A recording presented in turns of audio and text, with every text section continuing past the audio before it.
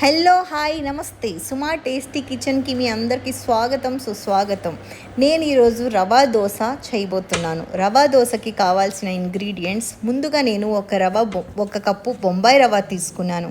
దాంట్లోనే ఒక కప్పు బియ్యం పిండి యాడ్ చేసుకున్నాను. అందులోనే ఒక హాఫ్ కప్పు మైదా పిండిని కానీ నేను దీంట్లో యాడ్ చేసుకుంటున్నా. అందులో ఒక గట్టని పెరుగు, పుల్లటి పెరుగు యాడ్ చేసుకుంటే బాగుంటుంది టేస్ట్ అని చెప్పి నేను ఇక్కడ హాఫ్ కప్ పెరుగుని కానీ యాడ్ చేసుకున్నా. దాంట్లోనే ఒక ఉల్లిపాయ తీసుకొని దాన్ని సన్నగా కట్ చేసుకొని ఈ పిండిలో యాడ్ చేసుకుంటున్నాను. ఆ పిండిలో కావాల్సిన ఇంగ్రీడియంట్స్ అంటే కొత్తిమీర ఎంత ఉంటే అంత బాగుంటుందని చెప్పి మీ ఇష్టం, కావాలంటే మీరు ఇంకా ఎక్కువ వేసుకోవచ్చు. ఇక్కడ నేను ఒక పచ్చిమిర్చి చిన్నగా కట్ చేసుకొని దీంట్లో యాడ్ చేసుకుంటున్నా.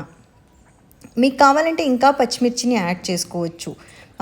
అలాగే దీంట్లోనే కొద్దిగా కరివేపాకుని కానీ చిన్నగా కట్ చేసుకొని నేను దీంట్లో యాడ్ చేసుకుంటున్నా.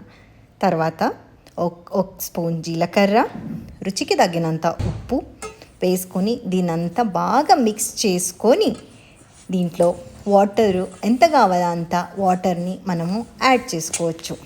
బ్యాటర్ ఎలా ఉండాలంటే చాలా పల్చగా ఉంటే, ఎంత పల్చగా ఉంటే అంత కరకరలాడి దోశలు రెడీ అవుతాయండి.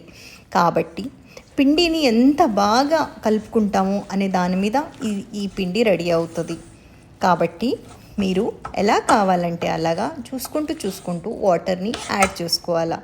ఇంతే వాటర్ అని ఏమీ లేదు. కావాలంటే దీనికి మీకు ఎంత కావాలా అంత పల్చగా కలుపుకుంటే చాలా బాగుంటుంది.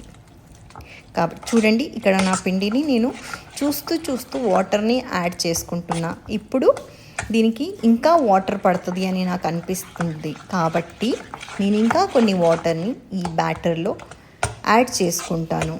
మీ ఇష్టం అండి, మీకు ఎలా కావాలంటే అలా మీరు యాడ్ చేసుకోవచ్చు.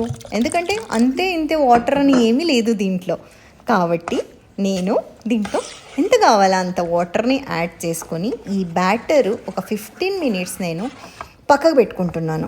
ఎందుకంటే ఇది 15 మినిట్స్ పక్కకు పెట్టుకున్న తర్వాత దాంట్లో ఉండే ఆ రవ, పిండి, పెరుగు అంతా బాగా మిక్స్ అవుతుంది.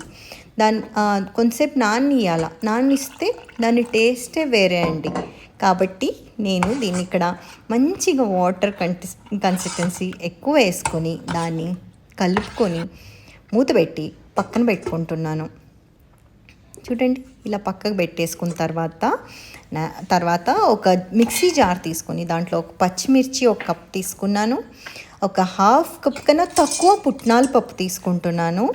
తర్వాత పచ్చిమిర్చి కావాలంటే మీరు వేయించుకొని కానీ వేసుకోవచ్చండి, చాలా బాగుంటుంది టేస్ట్. కాకపోతే ఇది బాగుంటుందని చెప్పి నేను పచ్చిమిర్చి వేసుకున్నానండి దీంట్లో.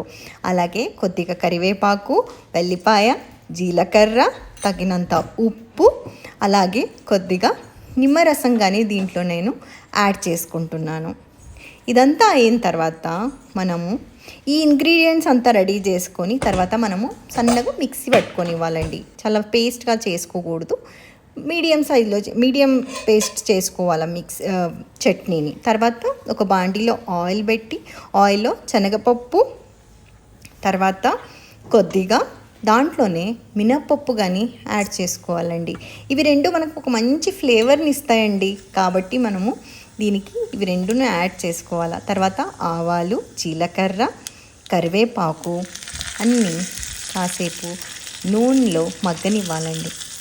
మగ్గనిచ్చిన తర్వాత దీన్ని మేము టేస్టీగా ఉండే కొబ్బరి చట్నీలో యాడ్ చేసుకోవాలండి. చాలా మంచి టేస్ట్ వస్తుందండి. దీన్ని బాగా కొద్దిగా బ్రౌన్ కలర్లో రావాలండి. ఇవన్నీ వచ్చిన తర్వాత దీన్ని ఏం చేస్తున్నానంటే చట్నీలో యాడ్ చేస్తున్నాను అన్నమాట. చాలా మంచి టేస్ట్, మంచి ఫ్లేవర్ ఇస్తుందండి ఇది. ఇప్పుడు మా చట్నీ రెడీ అండి. తర్వాత ఏం చేస్తానంటే నానబెట్టుకున్న పిండిని ఇప్పుడు మనము ఈ చట్నీని పక్కకు పెట్టేసి నానబెట్టుకున్న పిండితో ఇలా దోశలు వేసుకుంటే ఆహా, నూరిరించే దోశ రెడీ అండి. ఇప్పుడు మనం ఏం చేయాలంటే మెల్లగా తీసేసుకొని కరకరలాడే రవా దోశని మేము ఇప్పుడు నీట్గా తీసేసుకోవాలి. ఎందుకంటే ఒక్కొక్కసారి ఇది చినిగిపోయే ఛాన్సెస్ ఉంటుంది. కాబట్టి మనం ఏం చేయాలంటే ఎంత నిదానంగా అంటే అంత నిదానంగా. రవ్వ దోశ కొంచెం ఎక్కువ టైం తీసుకుంటుంది కానీ అంతే రుచిగా ఉంటుంది. కాబట్టి మనం ఇప్పుడు ఏం చేస్తున్నామంటే దీన్ని రెండు వైపు కాసేపు ఇది చేసుకోవాలండి. తిప్పునిచ్చి కాసేపు పెనం మీద ఉంచాలా. అప్పుడు ఏమవుతుందంటే పచ్చిగా ఉంటుందన్నమాట. తర్వాత మనము మంచిగా కరకరలాడే రవ్వ దోశని ప్లేట్లో సర్వ్ చేసుకొని తింటుంటే ఉంటుందండి. ఆ రుచినే వేరసల. సూపర్ ఉండే రవ్వ దోశ.